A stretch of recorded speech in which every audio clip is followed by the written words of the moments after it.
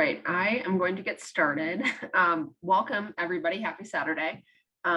You are in the Adding Adaptive and Inclusive Programs to Your Boathouse. Very excited. We have some great speakers for this panel.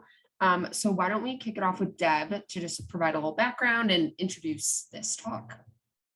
Hi, good morning, everyone. I'm Deb Ehrenberg. I'm the adaptive coordinator for U.S. Rowing, and I oversee U.S. Rowing's Freedom Rows for injured veterans and active members of the U.S. military. I also coordinate U.S. classification with Judy Morrison and work on adaptive development throughout the U.S. I'm proud to be able to introduce to you our panelists this morning who will be sharing their personal stories involving inclusion and adaptive rowing programs. You're here because you are probably already doing some of this work, or you may want to know just how to get started. So no question is too stupid, okay? There are many people out there doing amazing work in this area. And if you can only imagine what we can accomplish if we join together to share these experiences and talk about where we've been successful and also where we've been challenged. Each panelist will have 10 minutes to give a brief overview of their programs, and inclusion starts with inviting a person to join in. So I'm inviting all of you to participate in this program. During the presentations, I hope you'll put your questions in the Q&A section of Zoom. So when we get to the Q&A section, we can get to your questions then. We have a lot to cover, so I'm going to start with the introductions. Penelope Green is co-founder and board chair of North Star Community Rowing in Minneapolis, Minnesota. Penelope began rowing at Minneapolis Rowing Club in 2008, where she's a member of the competitive women's team. A recreational therapist by training, Penelope enjoys working to make the sport that she loves accessible to all, regardless of ability. Her partner in crime is Chris Miller. She's always had a love of movement and sports, beginning as a small child when her mother, in a desperate attempt to find peace and quiet away from 6 children, would kick them all out of the house to play. The only requirement was that she had to come home when the streetlights came on. And Chris has been playing outside ever since, sometimes well after dark. As a physical therapist for 30 years, her goal is to help people move better with less pain and with greater function. As a co-founder and commodore of North Star Community Rowing, Chris's goal is to help people discover a love of movement through rowing, no matter what their ability level. The common threads of movement and problem solving in both physical therapy and rowing keep her excited and challenged all year round. Liz Greenberger is the founder of Row LA. In the 1980s, Liz served in the Reagan White House and the National Security Council as a policy analyst focused on the Middle East. In the past, she worked with first-generation college minority students in the public schools through a project called Tech for Success. She has been active in the public school system for 15 years and was recently honored by the city of Santa Monica for her work. Through her work with Row LA, she has sent many promising young women off to colleges throughout the United States.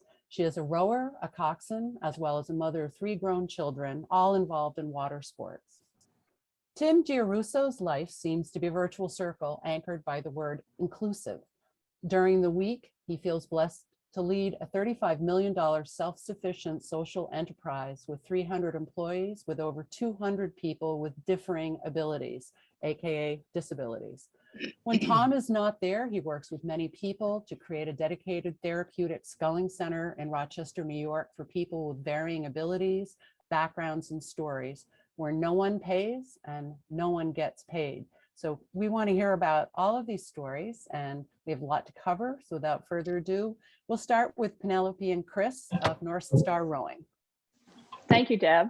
Yeah, let me stop sharing my screen so that you can share yours, Penelope.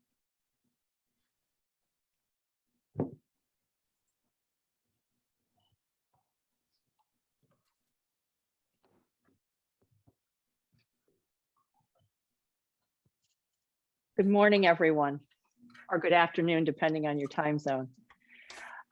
Chris and I are here today to talk to you about North Star Community Rowing. And we are really excited to hear about all of the clubs and programs across the country that are beginning to add adaptive programming or considering adding adaptive programming to their boat houses.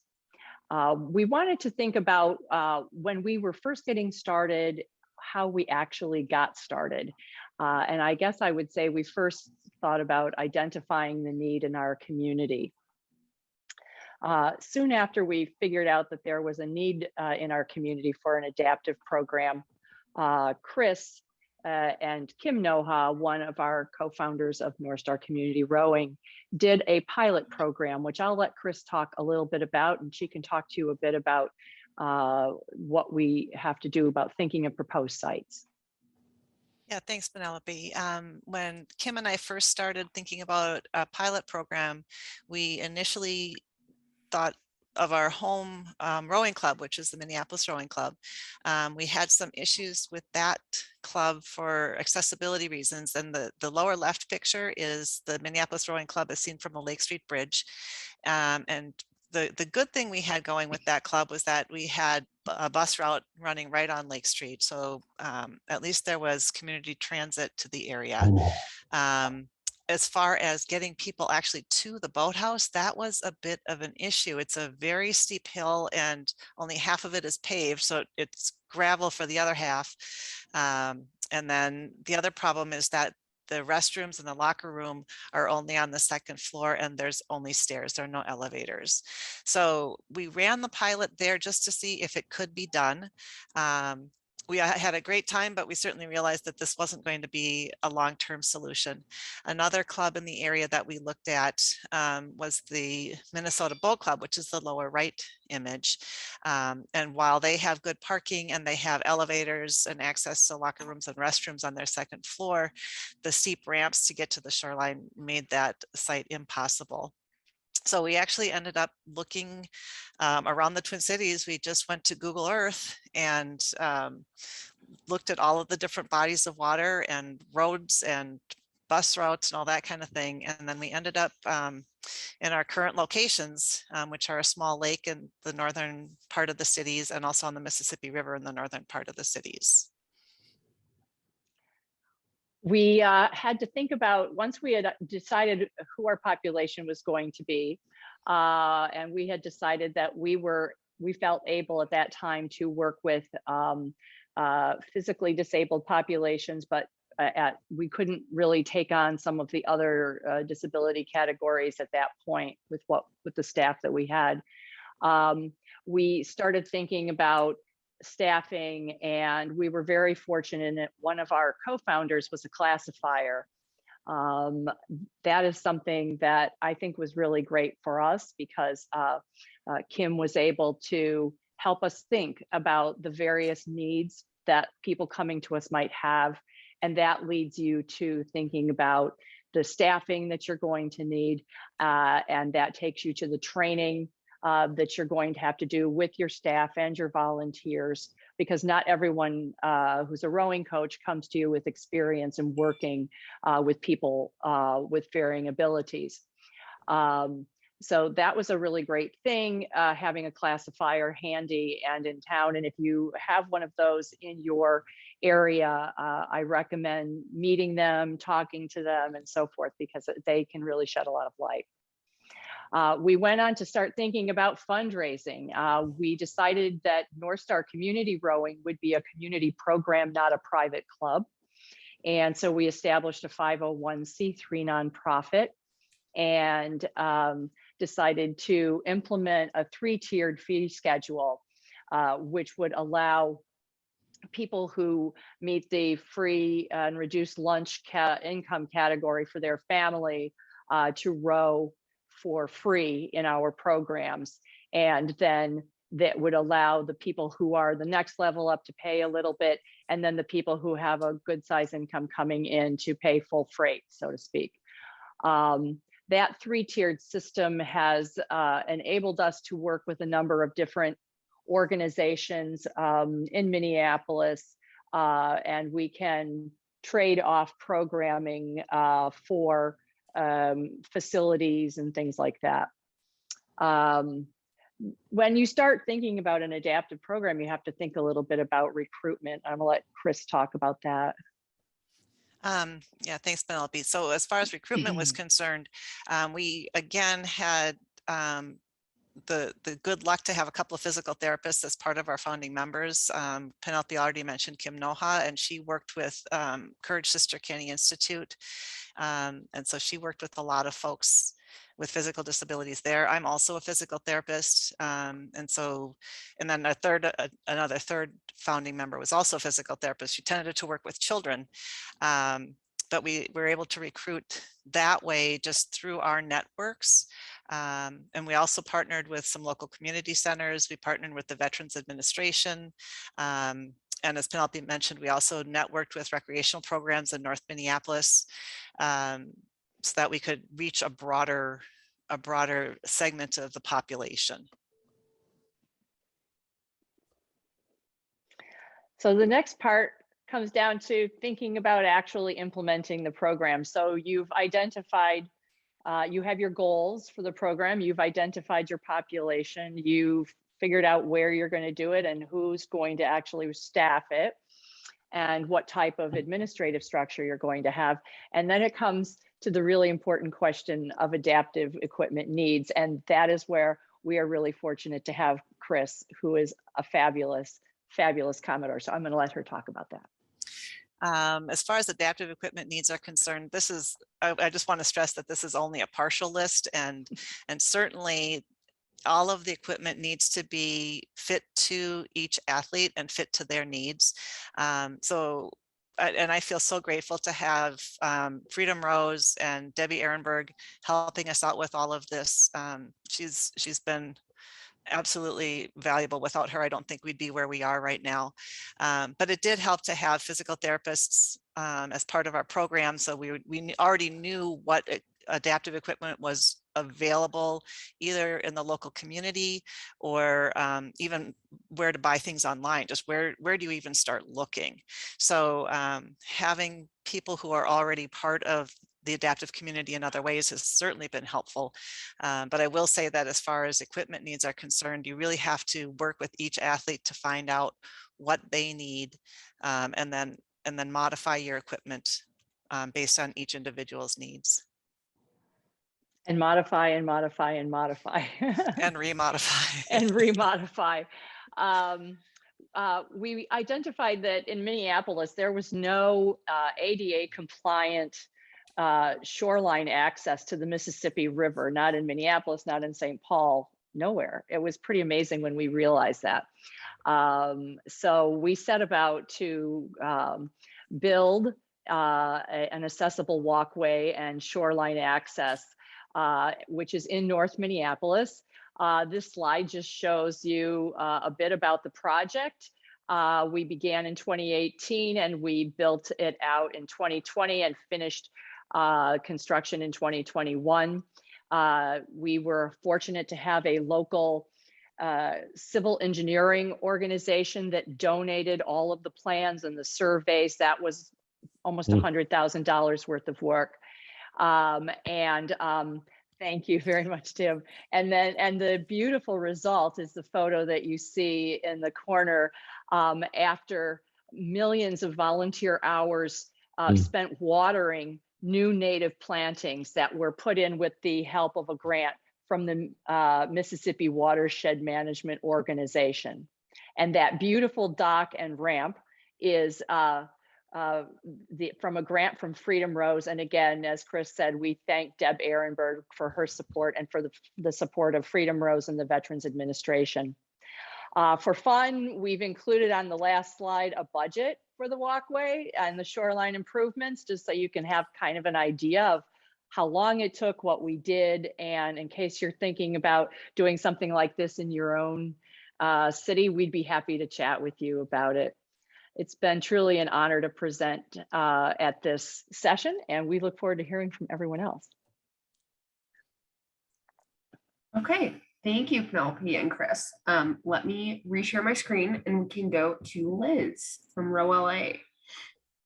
Okay, thank you. Thank you very much. I'm happy to be here this morning. So Row LA is essentially a program that's been around since 2009. We work with inner city young women, many first generation to college young women. We teach them to row. We do academic tutoring. We have our own college counselor for them and their families.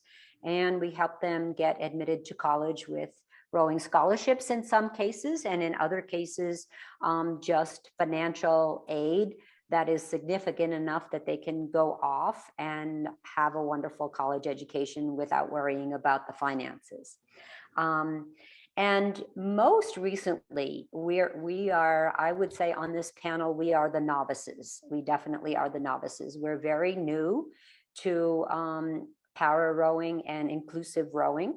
Last year, we were invited to participate with a local organization called the Angel City Games, which is basically the premier adaptive sports festival here in Los Angeles. They run clinics and competitions and several events throughout the year for people with a variety of abilities and disabilities from age 6 to 106. And they wanted to introduce rowing. US Rowing was very interested in having a presence in the activities of Angel City's games. So we, Row LA, became the conduit and the representatives. We've attended one of their games events, and we are about to attend another one on December 19th, which is their large games. And we are the rowing section there. That will be a full day of rowing and rowing instruction and information about rowing. And our Row LA coaches will be there. And all of our 12 varsity rowers will be there as well as volunteers. So we're stepping into this in a very measured fashion. And our emphasis at this point in time is a little bit different from what you heard from Penelope and Chris. Our emphasis is on how do you open yourself up personally and as a team to having people with different abilities come into your program.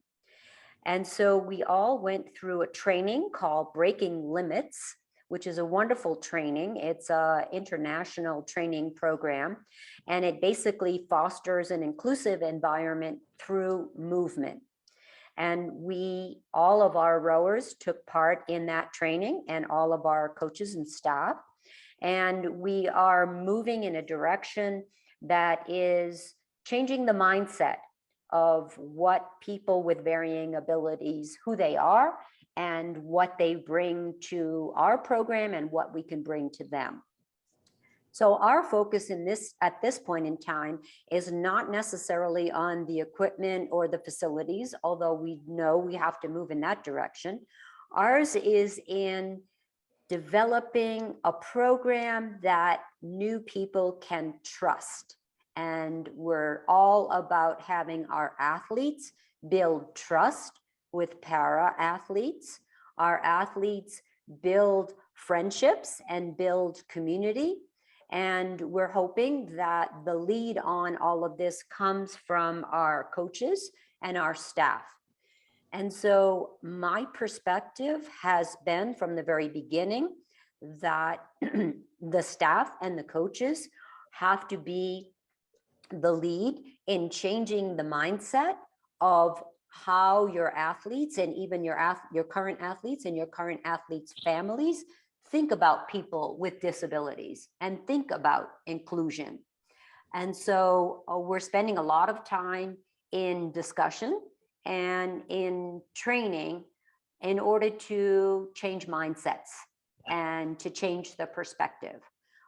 One small example is asking a potential para athlete how they would like to be referred. Do they see themselves as a person with a disability, or does the disability define the person? And so are you a person with diabetes and that's how you want to be treated, or are you a diabetic individual? And so the language and how you approach these athletes with a very high level of respect and a high level of input from them is the direction that Row LA is hoping to move in. We want to create a safe space where everyone feels included, and that takes a little bit of work. We want to form relationships with these athletes, and of course, always make them feel included and part of, and not in any way different or less than. So we are moving very slowly in that direction with these organizations that already exist, and introducing rowing into the large infrastructure of Angel Cities Games. And then from there, forming a very small group that we would have individual training with at our facility in Marina del Rey.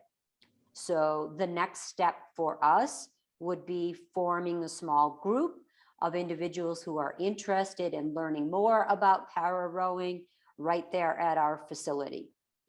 We've been able to have on a loan some fixed seats for ergs. So that's some equipment that we have. And we have 3 big giant plastic singles that have pontoons. So we do have some equipment that's kind of ready to go, but it's the very beginning stages. And so I am very excited about learning from the others with much more experience on the panel. And I'm also interested in hearing their perspective about introducing para rowing into an existing program or forming a separate program. So that's kind of a question in my own mind. Thank you very much. And I look forward to your questions from the panel and from the participants as well. Awesome. Thank you, Liz. Let's pass it off to Tim, our last kind of panelist to be introduced. So let me go ahead and. Okay, all set. Thank you very much. My name is Tim Giarusso. I'm the co-founder of Rochester Community Inclusive Rowing in Rochester, New York. I want to start by acknowledging Deb Ehrenberg and others associated with the Freedom Rows program. I know the prior speakers have hit on this, and I just want to emphasize and chime in that the advocacy and support from U.S. Rowing and Freedom Rows has absolutely been pivotal in our successes to date, and we are counting on that relationship to continue. I think acknowledging Deb and the resource of U.S. Rowing from people like ourselves on the board is paramount to keeping their fuel going, to keep the fires burning around what we're here talking about today. So just want to thank Deb and U.S. Rowing for that support. RCIR in Rochester, we're in our 10th year. We actually formed our 501c3 back in 2011. And what I'd like to share today is very similar to what the prior speakers have shared, that there really is no right or wrong. There is no better or worse. It's more around, given the environment that you're in, or the environment that we were in, you have to plot a course and commit to it.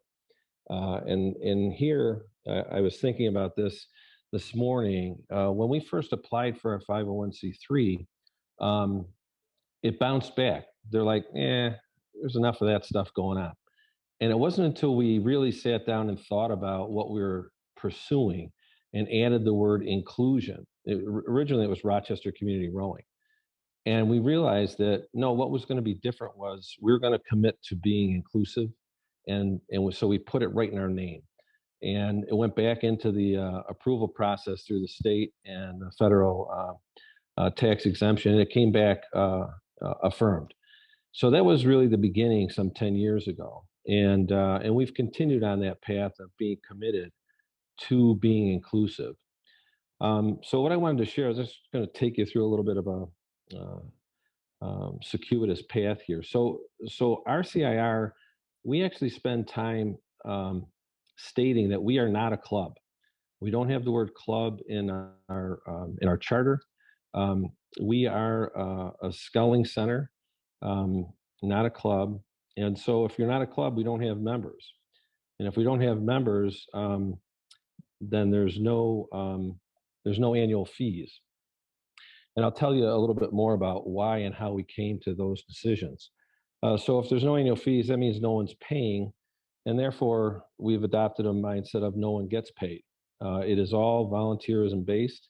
And what I like to say is that over the last, probably since 2014, when we started working with veterans, veterans with disabilities, and other military service people in our pilot program, um, we adopted, we came to the realization that what we were doing was being co-created. It wasn't just us. It was really heavily influenced by the veterans and who had come to us and started to teach us the power of what you're hearing across the board here in this panel discussion around the power of being on, in, or near the water in terms of establishing health, happiness, and really in a lot of cases healing.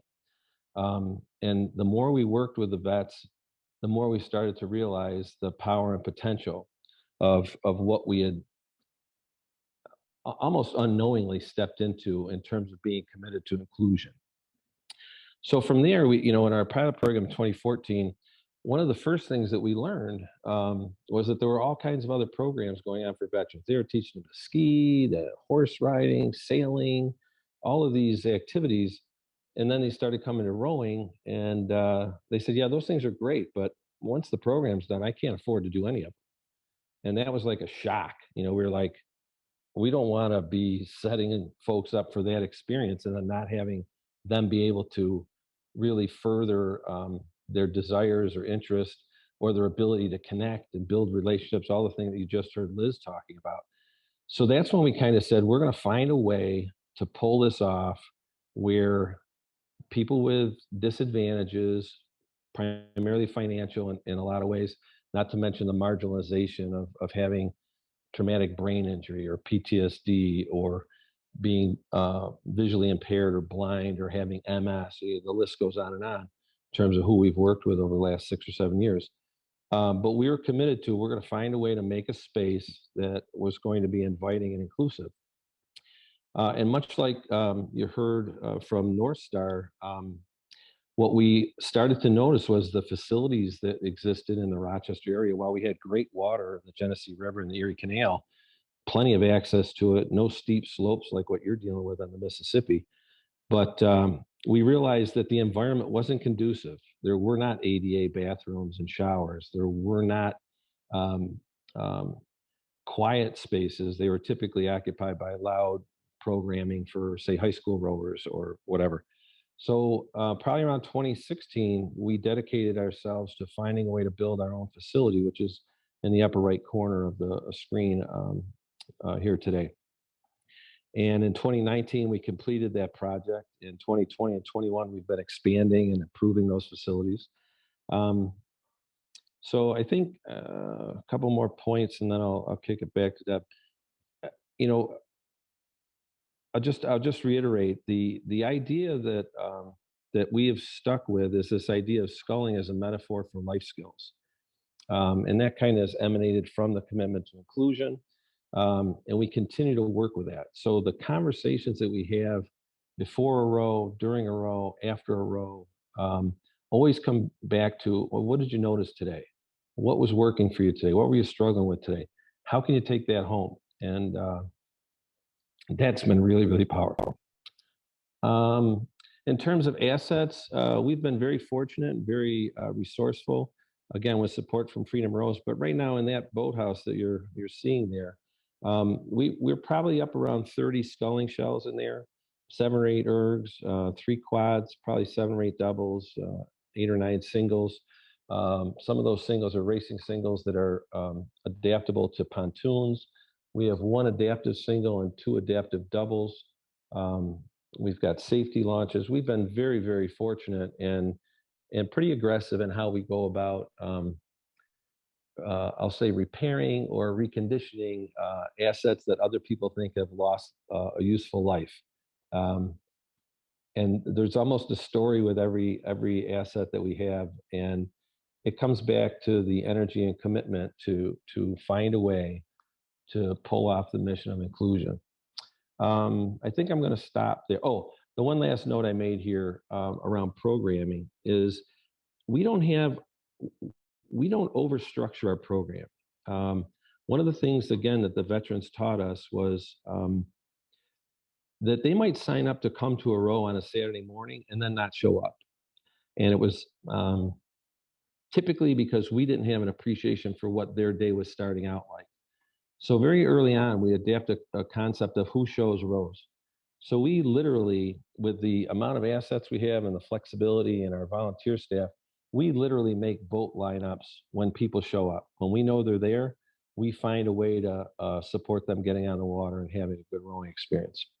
The last thing I'll share with you from a methodology standpoint is we challenge ourselves to be able to take someone who comes the first time and in less than 60 minutes have them rowing in a shell with either someone or some other people or an adaptive boat with pontoons. And the power of that has been phenomenal in that they show up quite often not having a clue of what this thing called rowing is. And in less than 90 minutes, they come off the water with like a whole different sense of themselves, a sense of accomplishment that is magical. So I'm going to stop there. I don't know how much time I use, but I'm going to stop because I probably talk too much. Okay. Awesome. Yeah, thank you. I think before we get into our next question, I know the panelists prior would love to know where our participants who are attending this panelist are located. So in the chat, if you could put either what club you're affiliated with or where you're located in the US, that would be awesome, just so we can get an idea of where you guys are located. Sure. So yeah, we have a few questions. The first one is, and any panelist can jump in kind of just to facilitate the discussion. What have been some lessons learned throughout the process of implementing or starting your adaptive program at your club? We can take that one to start. The importance of community partnerships is probably the very first and most important thing. When we were getting started with North Star Community Rowing, we partnered with several different park districts to be able to use facilities. We partnered with an organization, a young women's organization in North Minneapolis, where we recruited our first youth team participants. We worked with the Y so that we could provide swim lessons to our participants who did not already swim. We partnered with local rowing clubs. And as we already mentioned, with the civil engineering organization who helped us eventually get our plans for our walkway. We also partnered with the Minnesota VA and other community recreation centers. Then I think one of the other great partnerships is the one that Chris has formed with Supreme Marine. I'll let her talk to you about that.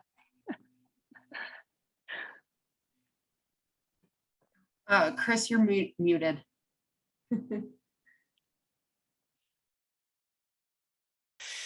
Yeah, so I wanted to expand a little bit on some of the partnerships that Penelope was talking about. And I saw that in one of the Q&A questions or in the chat, I can't remember, there was a question about BIPOC folks. And so I do want to say too, that when we chose where our location is, we're in North Minneapolis, and the population there has a greater percentage of BIPOC populations.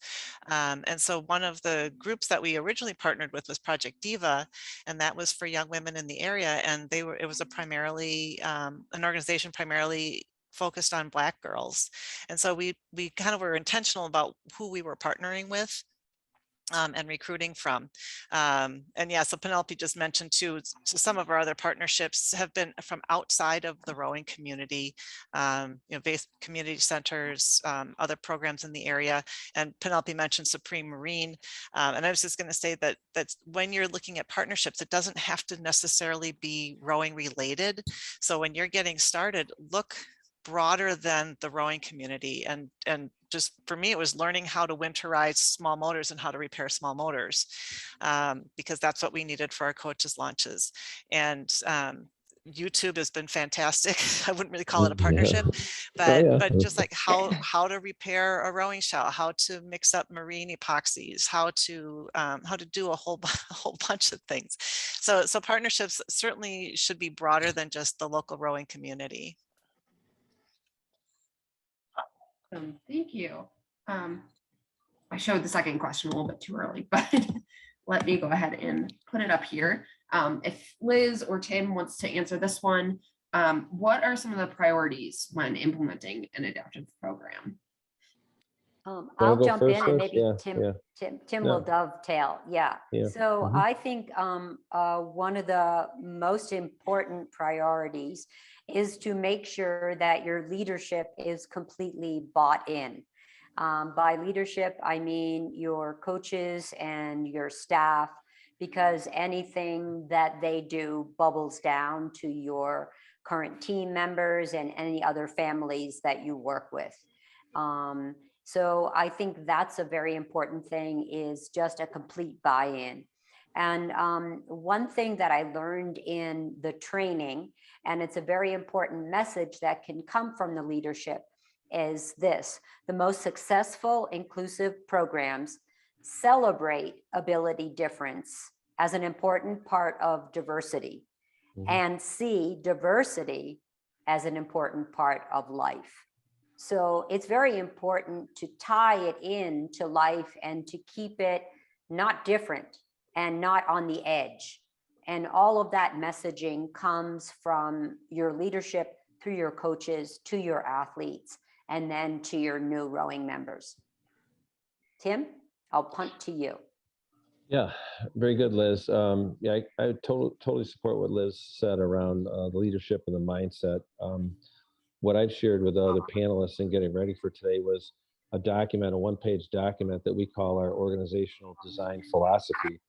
And there aren't so many words about rowing in it. It really is about life and life skills, and how to build relationships, the understanding the importance of risking, vulnerability, trust building, which was mentioned earlier. It really are those life skill type elements of being. So I like to think about it as how are we going to be inclusive? And if we want to be inclusive, well, what are the things that we have to do that we haven't been doing? And if we do those things, what will we be able to create? So I think having those, and tomorrow we're going to have a celebration brunch, and we're going to talk about the importance of committed conversations. And that's what really has been going on for the better part of 10 years. They've continued to get deeper, more insightful, more personalized. But we keep coming back to that, because anytime someone new enters a boundary, it's almost like that system will go to that person's level. So we have to constantly be working to incorporate and be inclusive with even that new person who maybe doesn't have a 10-year history with us. And what's really cool is how quickly they sense and feel the power of it, and how quickly they'll join. So again, what's the oldest saying of be the change you want to create? So I'd say those are important priorities. Yes. Yeah, definitely. I'll just say this, boats, buildings, docks, ramps, this is going to sound funny, but they're almost trivial. Once you get the people aligned and energized and feeling that fuel, those are like dominoes. They'll come down in the order they need to come down. That was our experience. I say my experience and our experience, and it continues to be how we approach it. Definitely. Thanks. Yeah. And then just one more question before we get into our Q&A from the attendees, which I know that Liz talked about this too. I don't know if Penelope or Chris have thoughts to kind of add to it. But yeah, what should the leadership structure be like within the boathouse? And yeah, I know it seems like Tim and Liz did a great job at touching on this. So I don't know if Penelope or Chris wanted to jump in on how you guys have kind of implemented this structure. Can I say something? Because they're not jumping in right away unless they're on mute. Can I take a shot? Go ahead, Tim. Go ahead. Yeah. I would say this. The way the question's worded, I would challenge that, because for me, leadership is not a structure. Leadership is a way of being, and how you approach your willingness to create a shared vision, inspire a shared vision, challenge the processes associated with whatever currently exists because you're trying to move towards that vision. How do you enable others to act? How do you encourage the heart of others? How do you do those things and be those things? The structure is about how you choose to divide and coordinate work. You want everybody being a leader. You want to involve and tap, because everyone has the ability to lead, and it should be, in my opinion, I hate using words like should. The power is in how leadership is shared. The structure of how we choose to divide and coordinate work, again, that's easy. It's like, okay, this has to be done. You're going to fix the motors. You're going to use YouTube. Those are things that people can bring their energy to. So I think about leadership and structure as really very different things. Okay, I'll stop there. Tim, I think you make a good point about leadership. I think that as we think about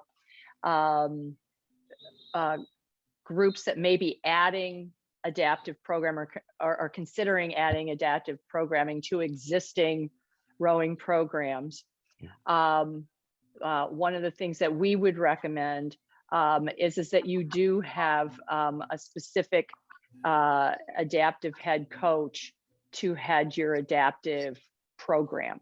Our organization has 3 programs. We have a youth program, we have the adaptive program, and we have a community program. And we find that they each have very different needs. So you can multitask with your coaches, assistant coaches, and volunteers. You can use them throughout different programs. But I think it's great to have someone whose job it is to really be in charge of the overall adaptive programming. So if you are adding that to your boathouse, you probably would like to add that a separate silo for that someone who works along with your head coach who does the competitive or the juniors, et cetera. Yeah, that's exactly what I was getting at. That's a choice of how you divide and coordinate the work. Yeah, that's great. Okay, so this is kind of the Q&A. So for any attendees that have questions, we did have a few come in. Actually, when Penelope, when you were introducing your club, somebody asked about the VA collaboration. So if you could touch on that, or anybody else that wants to jump in, even when coordinating with other areas in the community too, that would be awesome.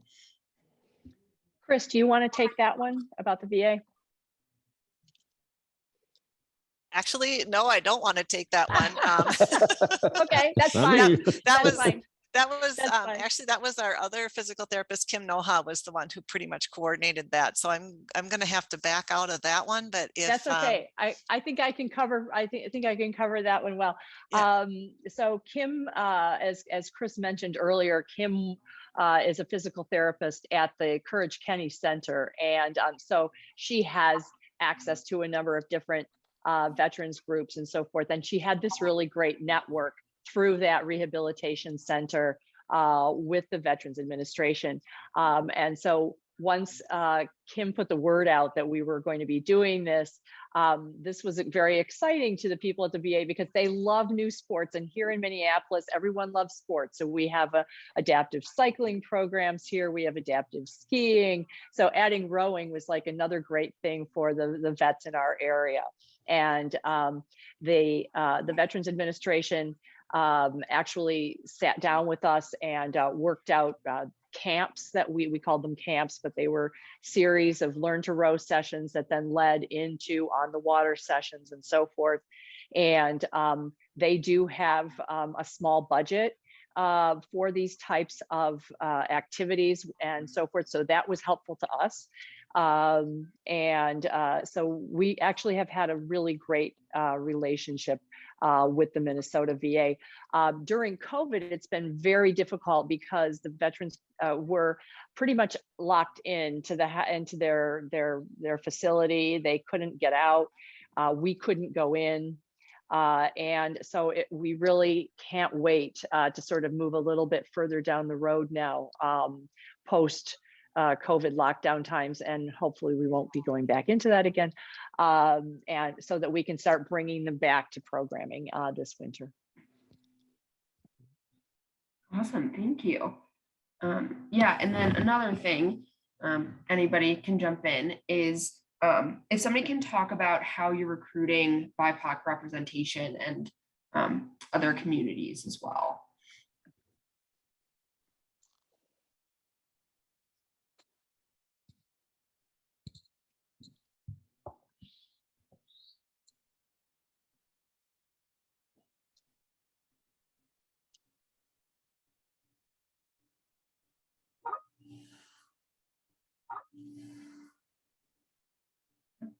Anybody want to jump in? Yeah, this is a tough topic, and I don't know that I have an Yeah. answer for this. I will say that with North Star Community Rowing, I mentioned before that we were intentional about where we were located and trying to serve communities with people of color. And I know that we have been actively looking for board members who are people of color. It's a hard thing. We're a very small organization. And so trying to grow our organization intentionally and trying to include those other communities, the BIPOC population, that has been hard to do. So I'm just going to acknowledge that that's a tough thing. And if anybody else has any other ideas on Yeah, I that. can jump in probably a little bit on that, Chris. And that is, I think if you have, BIPOC rowers or participants who are BIPOC, and then you reach out to their parents, which we have done, and actually incorporated those parents onto the board, those board members then start to reach out into the community for you. So it first came in the way of athletes. Then we reached the parents of the athletes, empowered them to help us on this mission. And then those parents were the ones that connected us to other parts of the population that we wanted to reach out to. Yeah, I would support what Liz just shared. In my experience over the 10 years, I mean, I watched people of color, and I'll just say everyone else who's not the typical white rower, history of rowing. I watched some of those clubs form or try to, I'll say, attach themselves to existing rowing facilities. And, earlier I talked about our commitment to being inclusive. What I just heard Liz say, my interpretation of that was the importance of are you being inclusive? Are you conscious of microaggressions? Are you able to create a safe and trusting environment? And what we've started to see is more of what Liz described of people bringing people. If I take Sarah and Chong of this most recent past rowing session, African American woman, U.S. Marine, U.S. Army, her husband, military veteran, a woman, a grandmother who was a cancer survivor rowing, having a daughter who adopted a Guatemalan teen with cerebral palsy, watching them search for where people could connect and fit in. They came towards us and connected with us, and that keeps more of the diverse populations of people coming. So I don't know if that made sense, but that networking approach and how we're being with everyone is pivotal. Awesome. There is another question that came into Penelope when you talked about working with classifiers. Somebody had a question about just if you could define what a classifier is, and maybe go into more detail about how you can reach out to somebody or classifier and kind of get them to work within your club or organization.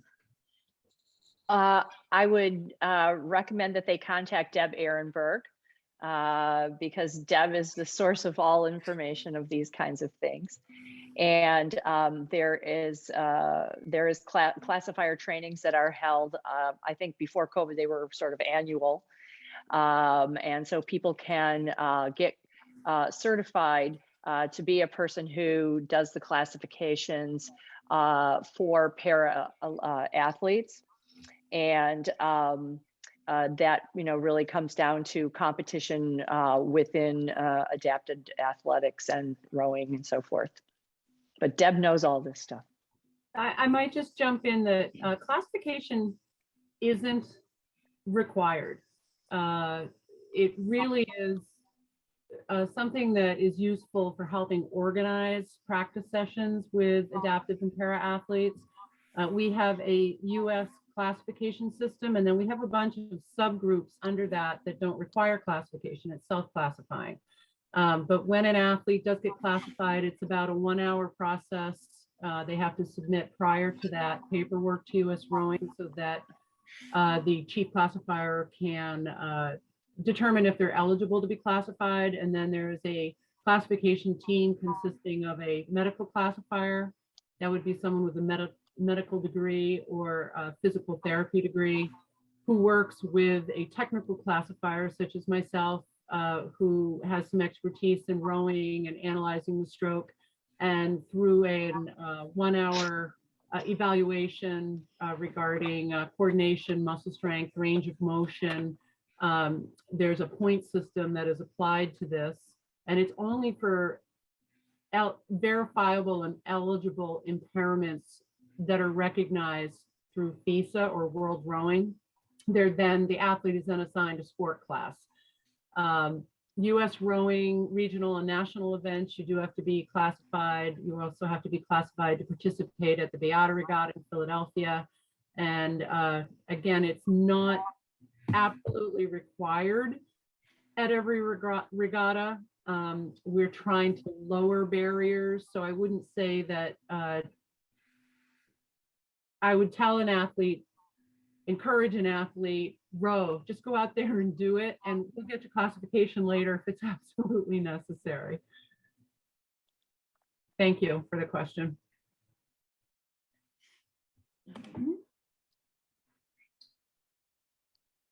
Okay, so another question just came in regarding adaptive and/or VA rowing. What has been your biggest breakthrough, and what's been your biggest source of frustration? I can take a crack at that. For myself, and I'll speak for others working with the populations you identified, I think the biggest breakthrough was when we started to recognize that the term adaptive applied to us as well. When we adopted the who shows rows mentality, it was really important for us to be willing to, I'll say, adapt and alter our approaches, whether it was from a communication style. So for instance, we really strive to try to use 5th grade language and below, not because people aren't intelligent, but rather so that they don't have to interpret or learn jargon in the first day, that they can understand, can you put the oar flat on the water like this, and so that was a key breakthrough that we've really tried to instill in everyone, is that everyone's adapting because of all the differences in so many different levels. In terms of frustrations, the frustrations were probably not learning that fast enough, but once we took the focus off of others and what we saw as their challenges or limitations, and realized that it was really about mutually finding a way to make the next step relative to rowing and what we're doing. So I'll stop there.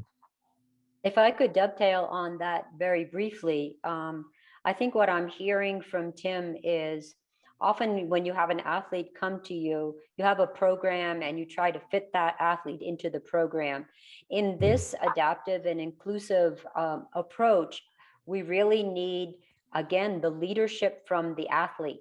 We need that athlete to talk to us, to share what is their experience, what has worked for them in other sports that they've tried, and what was a problem for them in other sports that they tried. What is their background? And include them in the development of a fit, rather than have them fit to something that exists. Yeah. Well said. Yeah.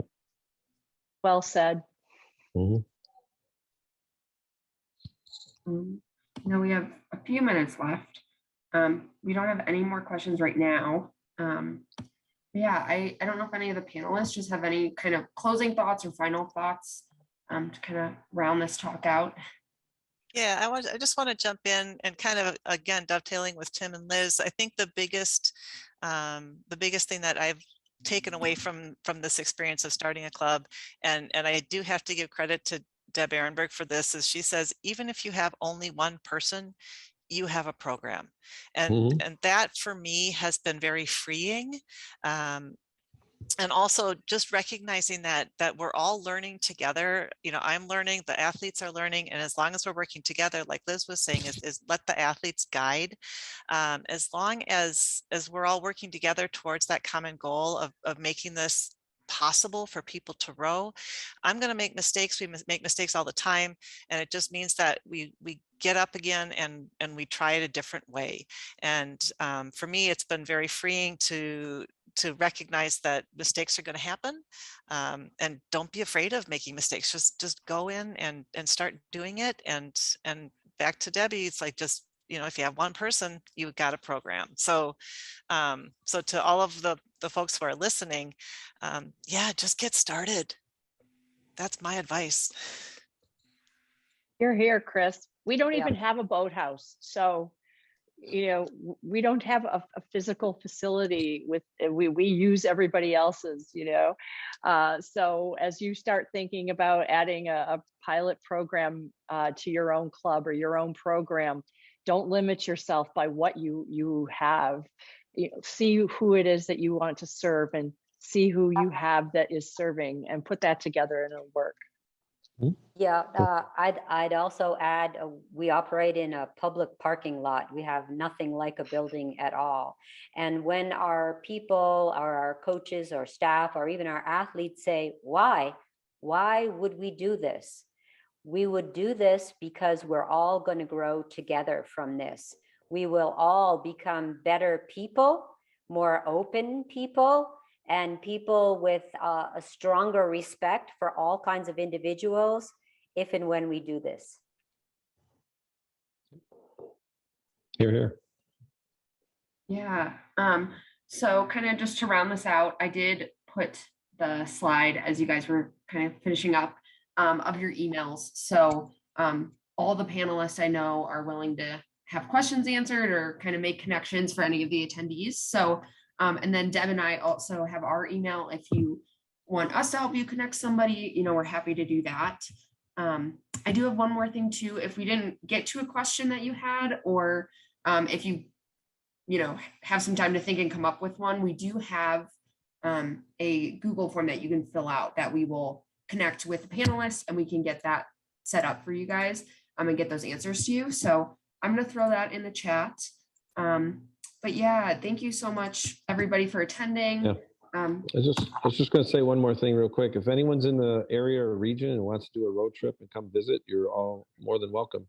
If you're traveling in this part of the country, because I know I'm going to the North Star to row there this one of these summers when we can. So, but if you come soon, you might want to bring your skis. no, it ain't happening. It'll be summer. Smart Everyone man. is welcome. Okay, good. Yeah. Thank you. Thank you. Thank you, everyone. Thank you. Thank you so much. Have a good rest of your Saturday, everybody. Yep. Bye-bye. Thank you, everyone. Bye. Bye.